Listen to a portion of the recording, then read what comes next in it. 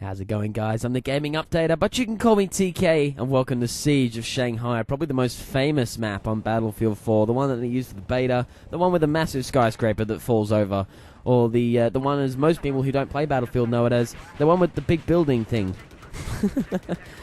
So this map is, as old as it is, and as familiar as people are with it, this map is still really fun to play.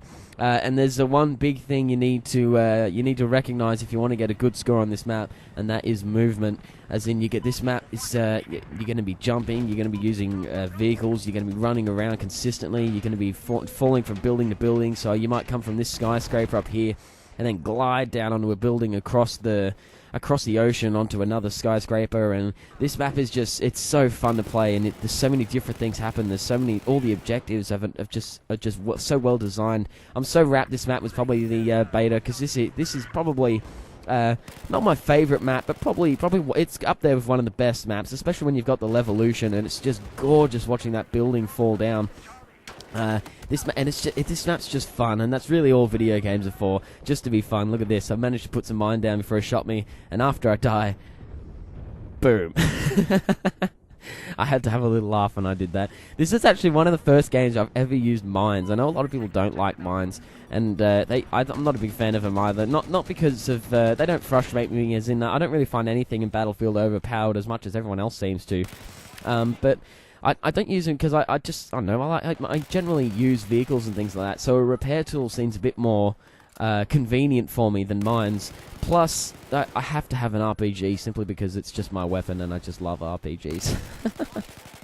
So yeah, the movement thing I was talking about a minute ago would have to probably be my tip for this map, as in making sure you're just consistently moving around. So I know in a lot of my videos I'm always talking about playing the objective, and in this one I'm not just talking about playing the objective as well, as in of course you're still going to be moving from flag to flag, but this one you want to be moving consistently, even at the objectives. There's not really a lot of places where you can settle down.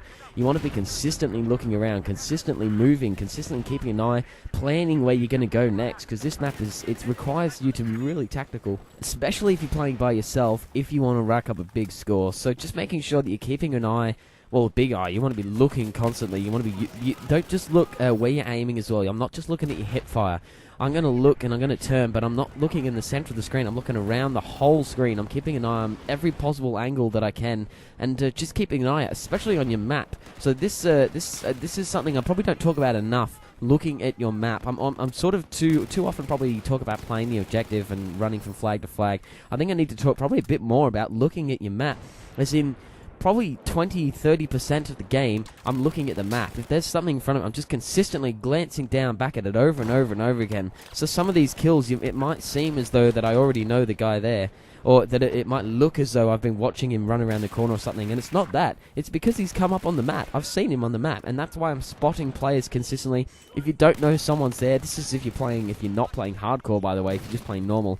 If I don't know if someone's there or not, I'm just going to spam the spot button, and I'm just going to, just find out where people are and put them on the map, not only for you, but for your teammates. The map is the map is so vitally important. This is more for players that have just started playing Battlefield. If you're getting really good at it, then obviously you're going to know this, because it becomes a bit... It becomes something you just do. Sort of like when I talk about running from cover to cover, I don't mean like literally just go from cover, then to the next cover, then the next cover. More, always make sure you've got something near you that you can. So here I've got the car to my left, I've got the barrel to my right. I got a bit unlucky with that dude there, he caught me off guard. I probably could have found a better spot. But here I've got the wall to my left. Right there, see, now I can hide behind there to, I can hide behind there to reload. There's always going to be little places where people can still find you and things like that. As in, cover doesn't mean cover from every possible angle, but just making sure you have something near you. So that's one thing to talk about. But the map is so vitally important, and making sure you're always consistently looking at the map.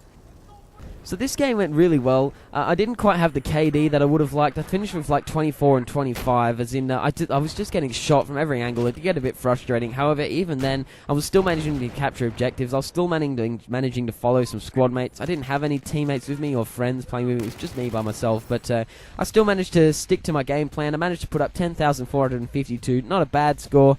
Another 10,000 to add to the X4 series, and not too bad an outcome. TK out. Catch you later, guys.